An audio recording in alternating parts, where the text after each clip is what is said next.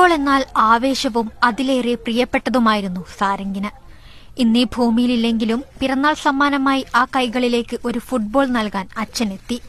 തനിക്ക് ദാനമായി കിട്ടിയ സാരംഗിന്റെ ആ കൈകൾ നീട്ടി ആ ഫുട്ബോൾ ഷിഫിൻ ഏറ്റുവാങ്ങുമ്പോൾ കണ്ടുനിന്നവർക്കും നിറഞ്ഞൊഴുകുന്ന കണ്ണുകളെ പിടിച്ചു നിർത്താനായില്ല. വാഹനാപകടത്തിൽ പരിക്കേറ്റതിനെ തുടർന്ന് ചികിത്സയിലിരിക്കെ മസ്തിഷ്ക മരണം സംഭവിച്ചായിരുന്നു സാരംഗ് മരണപ്പെട്ടത്. മരണാനന്തരം സാരംഗിന്റെ കൈകൾ അവയവദാനത്തിലൂടെ സ്വീകരിച്ചത് പറവൂർ സ്വദേശി ഷിഫിനും. പ്രിയപ്പെട്ട മകന്റെ കൈകൾ തലോടാൻ ആ മാതാപിതാക്കൾ എത്തി.